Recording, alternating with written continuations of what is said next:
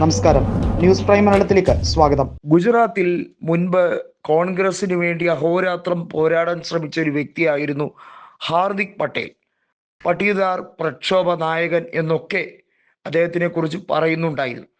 പെട്ടെന്ന് പക്ഷേ കണ്ണ് മഞ്ഞളിച്ചു.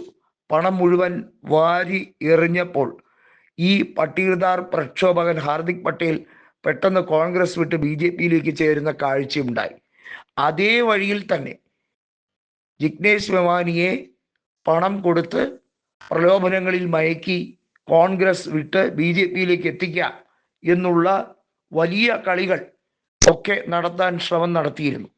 അതിനെക്കുറിച്ച് മെവാനി തന്നെ കൃത്യമായി പറയുന്നു, താൻ അവസാന ശ്വാസം വരെ സംഘപരിവാർ വിരുദ്ധനായിരിക്കും. അവരുടെ യഥാർത്ഥ മുഖം എന്താണെന്നുള്ളത് ജനങ്ങൾക്കറിയാം. മഹാത്മാഗാന്ധിയെ വെടിവെച്ച് കൊന്നവരെ പിന്തുണയ്ക്കുകയും അവർക്ക് വേണ്ടി ജയ് വിളിക്കുകയും ചെയ്യുന്ന പ്രസ്ഥാനത്തെ അംഗീകരിക്കാൻ കഴിയില്ല.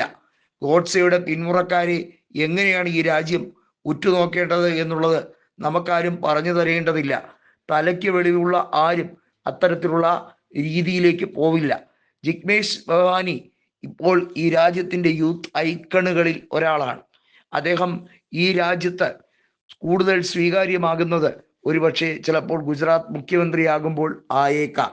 പക്ഷേ അതിനൊക്കെ മുമ്പ് തന്നെ അദ്ദേഹത്തെ ഈ രാജ്യത്തെ മുൻനിര രാഷ്ട്രീയക്കാരും ഈ രാജ്യത്തെ മുൻനിര കോർപ്പറേറ്റുകളും എല്ലാം കൃത്യമായി ഭയക്കുന്നുണ്ട്.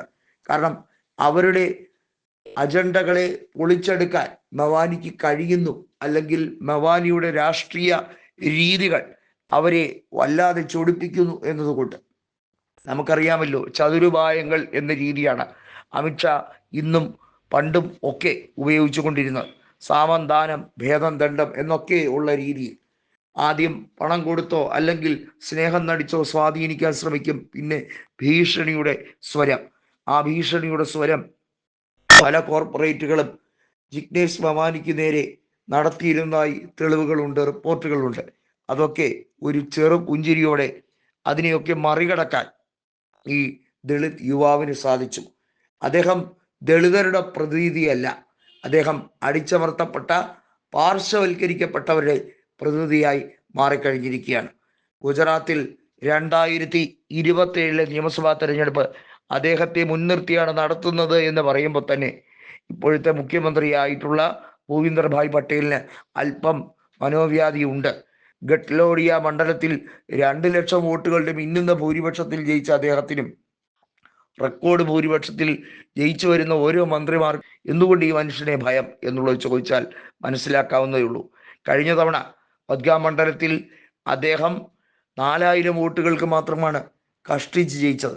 ആം ആദ്മിയും BJPയും ഒന്നിച്ച് പയറ്റി നോക്കിയിട്ടും അദ്ദേഹത്തെ ആ മണ്ഡലത്തിൽ തറപറ്റിക്കാൻ കഴിഞ്ഞില്ല എന്നുള്ളതാണ് ആ മനുഷ്യന് ജനങ്ങളിൽ ഉള്ള വിശ്വാസം, ജനങ്ങൾക്ക് ആ മനുഷ്യനോട് തിരിച്ചുള്ള വിശ്വാസത്തിൻ്റെ അളവുകോൽ.